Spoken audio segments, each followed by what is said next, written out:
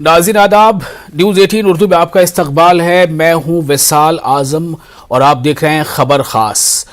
मोहन भागवत ने फिर एक बार बयान दिया है और इस बार जो बयान है उस बयान के भी कई माने मतलब निकाले जा सकते हैं।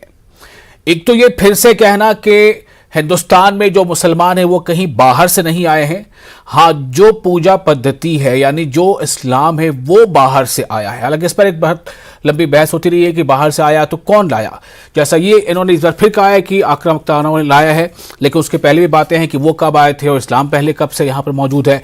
बहरहाल, लेकिन जो बात उन्होंने एक जो बड़ी बात है, जो हम कह सकते हैं जो सतह पर जो बात आकर तैर रही है, जो फजाओं में गूंज रही, वो ये है कि हर दिन एक मस्जिद में शिवलिंग क्यों तलाश करना है। फिर से सुनिए, हर दिन किसी मस्जिद में या एक मस्जिद में शिवलिंग क्यों तलाश करना है। ये उनका जो बयान है, जो बिटवीन द लाइन इसमें अब क्या है इसको समझने की जरूरत है। साथ ही उन्होंने ये भी कहा है कि ऐसे कोई भी मसले अब अगर कहीं आते हैं तो बेहतर ये है कि मिलजुल कर आपसी सहमति से इसका हल निकाला जाए। लेकिन कई बार ऐसा हो नहीं पाता है, कोर्ट में चला जाता है मामला, तो फिर जो कोर्ट का फैसला आता है उस पर उसे मानने के लिए तैयार रहना चाहिए। और हर दिन एक मस्जिद में शिवलिंग क्यों तलाश करना है, क्यों ढूंढना है। उन्होंने ये जो बात कही है इस पर बातें हो रही हैं, इस पर जो है लोग अपना अपना तबसरा कर रहे हैं कि मोहन भागवत के इस बयान का क्या मतलब है, वो ऐसा क्यों कह रहे हैं और क्या ऐसा कहना अब वक्त की जरूरत महसूस हो रही है। क्या ये एक पैगाम है उन तमाम लोगों को। कई बार हम अपने प्रोग्राम में इस बात पर चर्चा कर चुके हैं जिसमें जो हमारे पैनलिस्ट उन्होंने ये भी उठाया है सवाल को कि भाई हम छोटे छोटे किसी भी संगठन का जिसका कल तक कोई वजूद नहीं था, हफ्ते भर पहले कोई वजूद नहीं था, उसके बातों पर हम चर्चा क्यों करते हैं। हम बड़े बड़े मुद्दों को क्यों पीछे रख देते हैं, इस पर चर्चा क्यों कर देते हैं। दरअसल इसकी जरूरत इसलिए आ पड़ती है कि कई बार ऐसे मुद्दे जो धर्म से जुड़े होते हैं वो इमोशनल होते हैं और लोगों का ध्यान सहसा उस पर चला जाता है, चाहे वो किसी भी कम्युनिटी के हों। लेकिन जब इस बारे में कुछ ऐसी बात जिससे तनाव पैदा हो सकता है उस पर जब चर्चा हो सकती है, तो कुछ ऐसी बातों पर चर्चा क्यों ना हो जिससे तनाव के कम होने या खत्म होने के उम्मीदें बढ़ती हैं। हमारे साथ चार खास मेहमान उनसे उनका तारुफ आपसे कराएंगे। आप बने रहें हमारे साथ, अगले आधे घंटे तक इसी खास मौजू पर होगी बातचीत। अब हमको कोई आंदोलन वगैरह करना नहीं, मुसलमानों ने तो नहीं मानना चाहिए, हिंदुओं ने भी ये नहीं करना चाहिए। प्रतीकात्मक कुछ हमारी विशेष श्रद्धा थी, ऐसे स्थानों के बारे में हमने कहा, लेकिन रोज एक मामला निकालना नया ये भी नहीं करना चाहिए। हमको झगड़ा क्यों बढ़ाना है।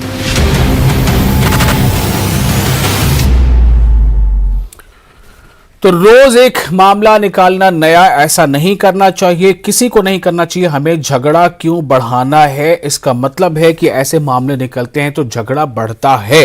हमारे साथ चार खास मेहमान हैं। अनिल मिश्रा हैं, समाजवादी पार्टी के सीनियर लीडर हैं। प्रेम कुमार जी हैं, सीनियर जर्नलिस्ट हैं।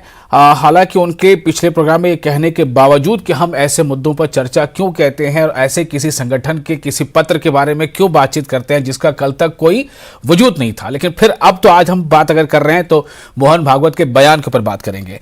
प्रेम कुमार जी। अब्दुल हसीब जामई है हमारे साथ, समाजी कार्यकर्ता है, पॉलिटिकल कमेंट्री भी करते हैं और कुछ देर में उम्मीद है कि हमारे साथ बीजेपी के तर्जुमान जुड़ेंगे, मोहनलाल गिहारा साहब। प्रेम कुमार जी, मैं आप ही के पास आना चाहता हूं सबसे पहले, और चूंकि इस पर हम लोगों ने पहले बातचीत भी की है, अब हम कोई आंदोलन करने नहीं जा रहे हैं, ये मोहन भागवत जी ने कहा है। और हर दिन किसी मस्जिद में शिवलिंग क्यों तलाश करना। प्रेम कुमार जी, इस बयान को कैसे लिया जाए। आरएसएस अपने आप को हमेशा से सांस्कृतिक संगठन बताता रहा है। उसका हमेशा यही कहना होता है कि वो आंदोलनकारी नहीं है, वह किसी आंदोलन में भाग नहीं लेता, वह राजनीतिक नहीं है, वह किसी राजनीति में हिस्सा नहीं लेता। मोहन भागवत जी ने यह स्वीकार कर लिया है कि आरएसएस राम मंदिर आंदोलन में खुलकर के शरीक था। बिल्कुल, ये उन्होंने स्वीकार किया जी। ये बाला साहब देवरस जी के समय से ये शामिल हुए थे। लेकिन मोहन भागवत जी ने एक आज बड़ी हस्ती है, बड़े स्तर पर है, आरएसएस के प्रमुख हैं, इस हैसियत से इस बात को कबूल कर लिया। दूसरी बात यह है कि वो कहते हैं कि हर मस्जिद के नीचे शिवलिंग नहीं देखा जाना चाहिए। तो इस बात में हम उनकी सदाशयता भी देख सकते हैं और ये भी देख सकते हैं कि वो कहते हैं कि ज्ञान वापी थोड़ा अलग है। यानी कहीं ना कहीं वो डायरेक्शन दे रहे हैं कि बाकी चीजों को छोड़ दीजिए, हर मस्जिद में शिवलिंग मत खोजिए, हम ज्ञान वापी पर फोकस कीजिए। ठीक वैसे ही जैसे राम मंदिर पर फोकस करते समय मथुरा, काशी और दूसरे मुद्दों को छोड़ा गया था, आज वक्त है कि ज्ञान वापी पर फोकस किया जाए। ये उनका मकसद, खुला मकसद है, मैं देख पा रहा हूं। लेकिन बहुत सारे लोग इस रूप में देख रहे हैं कि मोहन भागवत जी ने बहुत अच्छा सदाशयता का परिचय दिया है, उन्होंने सभी समुदायों को मिलजुल कर रहने देने का एक संदेश दिया है, इस रूप में भी लोग देख रहे हैं। लेकिन मेरा नजरिया यह है कि वो ज्ञान वापी पर सबका ध्यान आकृष्ट कर रहे हैं। अदरवाइज उनको बोलने की जरूरत क्या है? इस मामले पर आज अदालतें सुन रही हैं, तो क्या जरूरत है मोहन भागवत जी को इस वक्त कुछ बोलने की? जी और उन्होंने ये भी कहा है कि कोर्ट में मामला जाता है, पहले उन्होंने कहा कि सहमति से बात बननी चाहिए, लेकिन अक्सर ऐसा नहीं हो पाता है, मामला कोर्ट में जाता है तो जो कोर्ट फैसला दे वो मान लेना चाहिए। मतलब कि ऐसी पहली एक नजीर बन चुकी है अयोध्या के मामले पर, तो फिर दूसरी भी कोई नजीर ऐसी आई तो उसे मान लेना चाहिए। देखिए विशाल जी, अदालत के फैसले को मान लिया जाना चाहिए, ये तो हिंदुस्तान का हर व्यक्ति कहता है और माना भी जाना चाहिए। अगर नहीं माना जाएगा तो फिर हम किसकी बात मान करके इस देश में कानून व्यवस्था को कायम रखेंगे?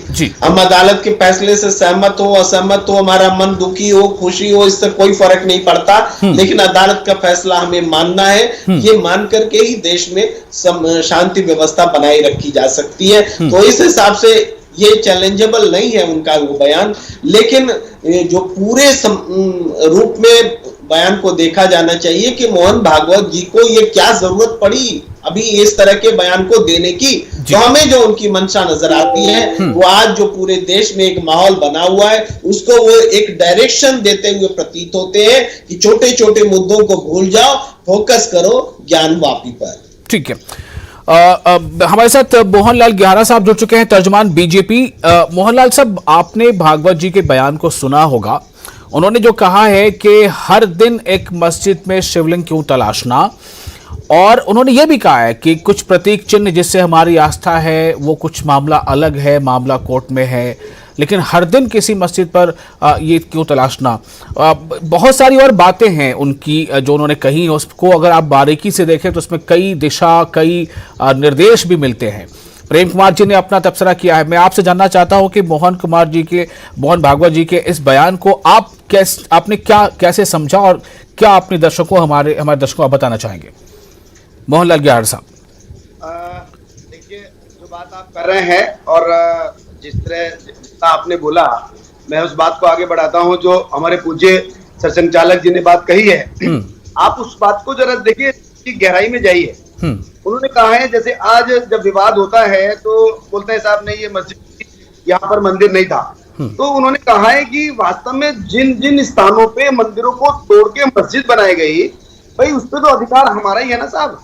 तो यदि हमारा अधिकार है तो आप उसको अननेसेसरी विवाद ना करें, आपसी भाईचारा बनाए रखें, जो गंगा जमनी तहजीब है वो बनाए रखें, लेकिन जहां शिवलिंग है वो उससे अपनी बात करें। अननेसेसरी आपस के भाईचारा को खत्म क्यों करना है? तो मोहन भागवत जी ने जो बात कही है वो बहुत बहुत जिम्मेदारी से कही है, और ये तो मैं और आप क्या पूरा हिंदुस्तान चाहता है कि जो जो हमारे मंदिर थे, जहां जहां पे हमारे इष्ट देवता थे, हमारे भगवान थे, हमारे सब कुछ थे, अगर वहां पे शिवलिंग कहीं पे अगर शिवलिंग मिलता है और वो स्थान वापस उनको वहां विस्थापित किया जाता है तो पूरा देश स्वागत करता है। और ये मेरा और आपका तो फैसला है नहीं, ना कोई किसी और के हाथ में, ये तो साहब सुप्रीम कोर्ट के हाथ में और माननीय कोर्ट के हाथ में है। जहां कोर्ट कहेगा कि हाँ साहब यहाँ पर मंदिर था पहले, यहाँ पे शिवलिंग मिला है, यहाँ पे हमारे देवताओं से संबंधित प्रतिमाएं मिली हैं, तो वो हमें दिया जाएगा। जहां नहीं है नहीं दिया जाएगा, इसमें कोई चिंता वाली बात ही नहीं है और ना ही कोई विवाद वाला विषय है। ठीक है, समाजवादी पार्टी से हमारे साथ सीनियर लीडर मौजूद हैं अनिल मिश्रा साहब। अनिल मिश्रा साहब, आप इसे कैसे देख रहे हैं? क्या प्रेम कुमार जी जो बात कह रहे हैं उसी बात को लगभग अभी गिरहारा साहब ने भी बताया है कि भाई जो हमारा है वो तो हमें आप दे ही दो, इसमें सहमति से दे दो, मतलब उनका ये कहने का लब्बो लबाब यही है। मैं जानना चाहता हूं कि आप इसे कैसे देख रहे हैं? क्या ये विवाद को यहां पर खत्म कर रहा है या यहां से एक नया विवाद को शुरू करता नजर आ रहा है?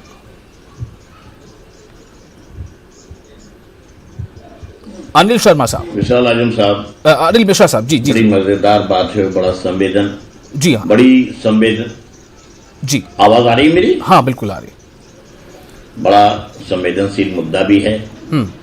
और फिर उसके बाद मोहन भागवत जी जैसे व्यक्ति ने, प्रबुद्ध व्यक्ति ने, सरसंघ चालक जी ने बयान दिया है, तो निश्चित रूप से उसके अपने कुछ न कुछ निहितार्थ भी होंगे। अपरेंटली जो है वो क्या देखा जा रहा है और गूढ़ अर्थ क्या छुपा हुआ है, अभी हमारे भारतीय जनता पार्टी के प्रवक्ता ने भी इस पे कहा। मुझे एक गाना याद आता है कि खुली पलक में झूठा गुस्सा, बंद पलक में प्यार, जीना भी मुश्किल, यहां मरना भी मुश्किल, आंखों में इनकार की झलकी, होठों पे इसरार। हुजूर, मैं ये अर्ज करना चाह रहा हूं कि ब्रह्मा जी के पास एक दफे लोग गए, उन्होंने उनका पितामह हमें संदेश दे दीजिए, तो उन्होंने बोल दिया दा। मनुष्य भी थे, दानव भी थे और देवता भी थे। तो किसी ने दया का अर्थ लगाया, किसी ने दमन का अर्थ लगाया, किसी ने दान का अर्थ लगाया। मोहन भागवत जी के बयान का क्या निहितार्थ जो है भारतीय जनता पार्टी के लोग लगाएंगे भविष्य में, और उस निहितार्थ का जो है वो क्या प्रभाव पड़ेगा भारतीय जनमानस पे और क्या प्रभाव पड़ेगा भारत के संविधान पे, ये इनको फैसला करना, इनकी प्रक्रिया आनी है। क्या ये इतना सक्षम है कि अभी इतने कम समय में बिना कहीं कुछ देखे समझे और बयान को ये डिफाइन करे दे रहे हैं?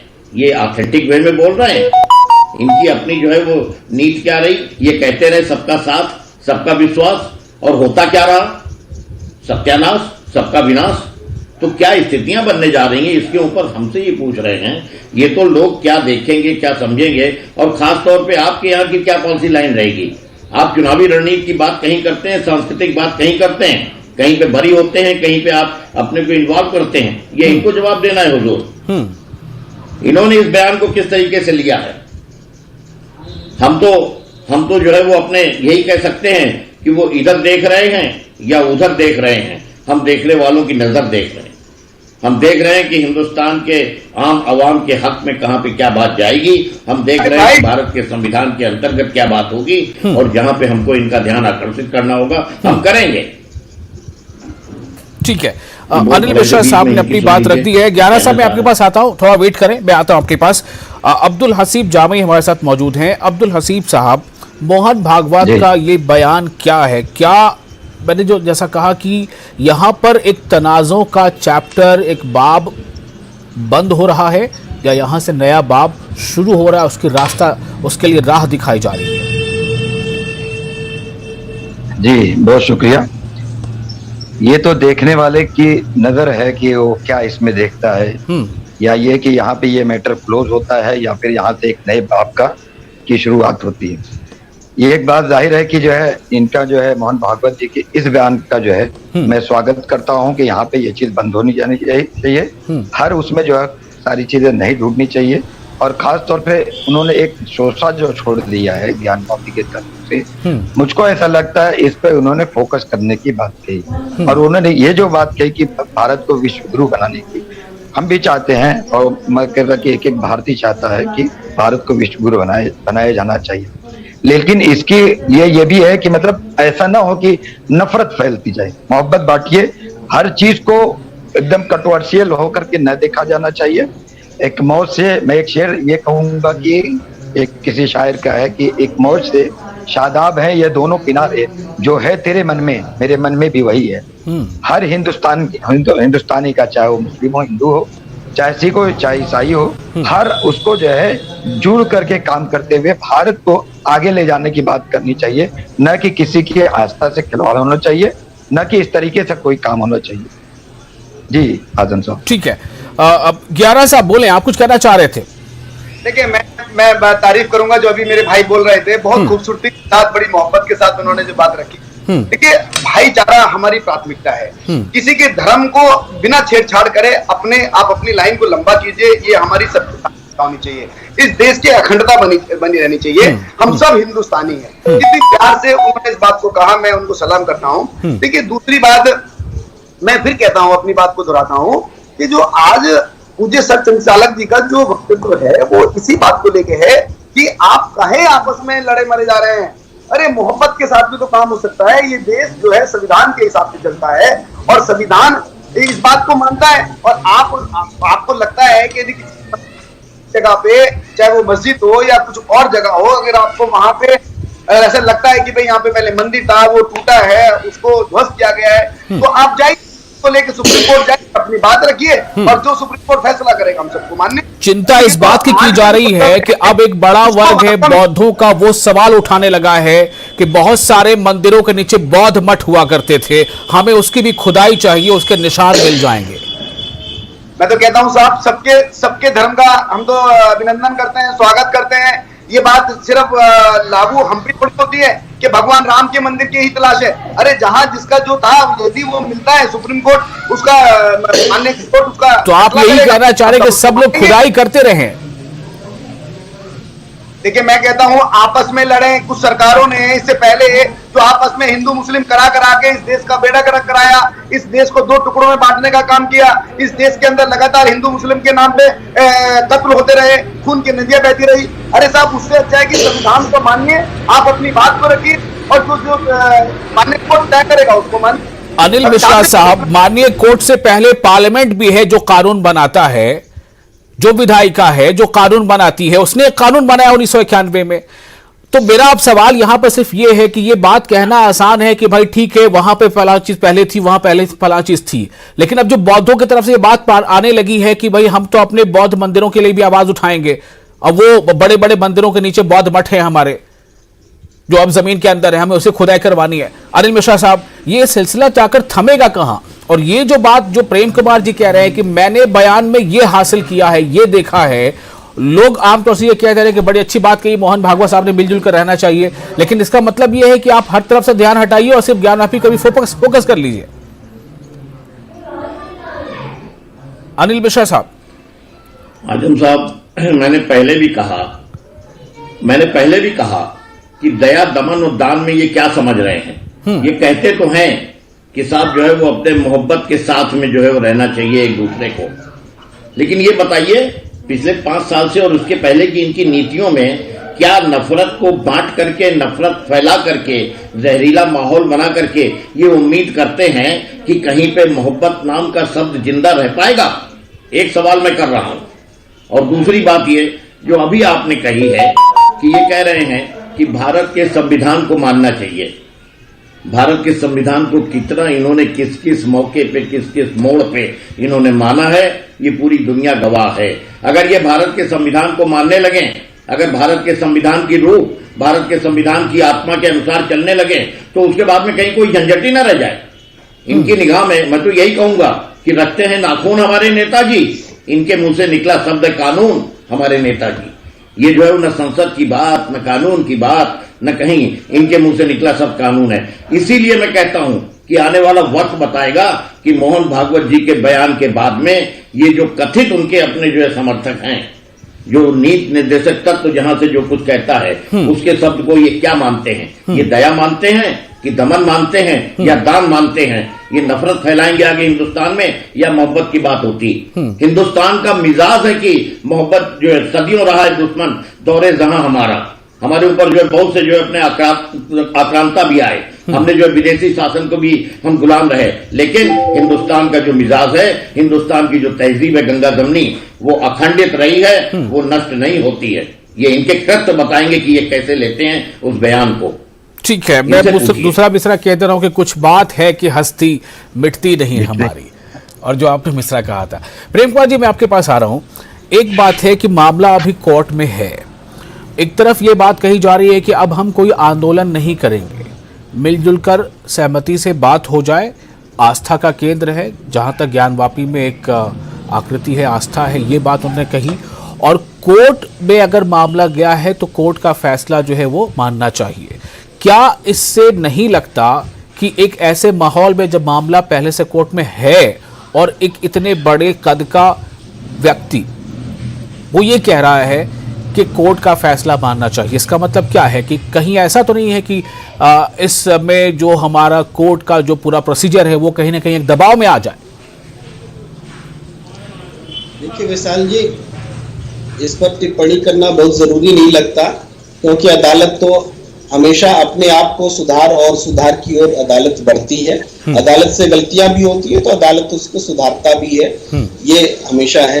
पर मोहन भागवत जी जो कुछ बोल रहे हैं, मोहन भागवत जी जिस चीज को स्वीकार कर रहे हैं कि उन्होंने राम मंदिर आंदोलन का नेतृत्व किया संघ ने, यानी बाबरी मस्जिद का विध्वंस उसकी भी जो तालिक है उसको भी वो प्रकारांतर से स्वीकार रहे हैं। ये बात फैक्ट है। और दूसरी बात एक महत्वपूर्ण कह रहे हैं कि आक्रांताओं ने मंदिर तोड़े, ये बात वो कहते हैं। आज के संदर्भ में हम आक्रांता का मतलब सिर्फ और सिर्फ मुगलों का आक्रमण मान लेते हैं और मुगल को आक्रांता बोलते हैं। लेकिन पुराने जमाने में राजा जब एक दूसरे के यहाँ आक्रमण करते थे तो राजा भी, जो कि हिंदू भी होते थे, वो भी मंदिर तोड़े हैं। उनके ये प्रमाण है कि राजाओं ने भी मंदिर तोड़े हैं। तो जब संघ प्रमुख बोलते हैं कि आक्रांताओं ने मंदिर तोड़े, तो कहीं ना कहीं हम एक बात बोल रहे होते हैं और दूसरी बात छिपा रहे होते हैं। सच को अगर समग्रता में सामने रखा जाएगा तो किसी बात को छिपाने की जरूरत नहीं होगी। जी 11 साहब बोले। जी मैं कह रहा हूँ, ये भाई साहब हमारे किस मिट्टी के बने हुए हैं? अरे साहब, राजाओं में वो हमारे घर का मामला था, वो राजाओं ने क्या किया, कैसे किया, वो घर के लोग थे। अरे ये तो वो लोग लुटेरे आए थे इस देश के अंदर जिन्होंने लूट के चले गए, जिन्होंने हमारे धन को भी लूटा, हमारी अस्मिता को भी लूटा। आप उनकी कंपैरिजन कर रहे हैं हमारे राजाओं के साथ? अरे साहब, ये घर की बात, राजा ने अगर ऐसा किया है तो वो हमारे घर के अंदर की बात है। वो हम तो लुटेरों की बात कर रहे हैं, जो देश में लुटेरे आए, जिन्होंने हमारी बहन बेटियों के साथ उनकी अस्मिता को तार तार किया, हमारे धन को लूटा, हमारे मान सम्मान को लूटा, हम उनकी बात कर रहे हैं। ठीक है 11 साहब, ठीक है, आपने अपनी बात बोली। प्रेम कुमार सिंह जी से जवाब ले लेते हैं। प्रेम जी देखिए, अगर आक्रांता सिर्फ लुटेरे थे और धार्मिक रूप से हिंदू धर्म के खिलाफ आक्रामक नहीं थे, उन्होंने हिंदुओं के खिलाफ कुछ काम नहीं किया और सिर्फ लुटेरे थे, तब तो बहस ही खत्म हो जाती है। सच तो यह है कि बहस इसलिए है कि हम उन आक्रांताओं को हिंदुओं के खिलाफ मानते हैं, इसी वजह से बहस होती है। यहाँ मूर्ति, अगर हिंदू मूर्ति तोड़े तो कोई बात नहीं है और कोई लुटेरा मूर्ति तोड़े तो गलत बात है। ये कैसी दलील है? अरे आपका मूर्तियां अगर तोड़ी गई हैं अतीत में, सबने तोड़ी है, तो हमें दृष्टि भी समान रखनी पड़ेगी। मैं इसमें आप भाई साहब आपको एक बात बता देता हूँ। चलिए 11 साहब, मेरे पास अब वक्त नहीं रह गया है, माजरत चाहूंगा। मैंने इसलिए एक सवाल ये उठाया था कि कब तक खुदाई करेंगे और कितनी खुदाई करेंगे। बहुत सारी कम्युनिटी है जो ये दावा करती है कि उसके नीचे हमारे धर्म के प्रतीक हैं, कोई दूसरी कम्युनिटी को कहती है और उसके भी नीचे जाएंगे तो हमारे धर्म के प्रतीक हैं। कब तक खुदाई होती रहेगी? बहरहाल मोहन भागवत इस कहने का मतलब जो भी निकाला जाए, हमारा पैगाम तो मोहब्बत है, जहां तक पहुंचे। बहुत शुक्रिया, आदाब। करना चाहिए हमको।